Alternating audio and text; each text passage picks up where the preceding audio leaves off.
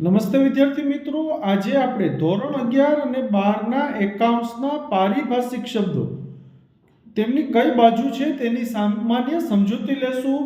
તો વિદ્યાર્થી મિત્રો, પહેલો પારિભાષિક શબ્દ છે ખરીદી. તો ખરીદીની હંમેશા ઉધાર બાકી હોય છે.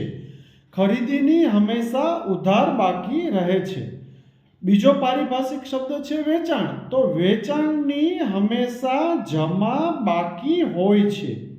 હવે વિદ્યાર્થી મિત્રો, ત્રીજો પારિભાષિક શબ્દ છે ખરીદ પરત. તો વિદ્યાર્થી મિત્રો, આપણે અહીં જોયું ખરીદીની ઉધાર બાકી હોય છે, તો ખરીદ પરતની જમા બાકી હોય છે. ચોથો પારિભાષિક શબ્દ છે વેચાણ પરત. તો વિદ્યાર્થી મિત્રો, અહીં આપણે જોઈ શકીએ છીએ વેચાણની જમા બાકી હોય છે, તો વેચાણ પરતની ઉધાર બાકી હોય છે.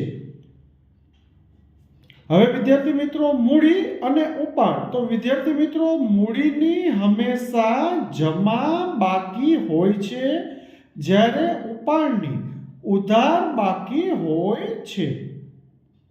અપેક્ષા રાખું છું એકાઉન્ટ્સના આ સામાન્ય પારિભાષિક શબ્દો તેની કઈ બાકી હોય છે તેની આપણે સમજૂતી મળી હશે. Thank you.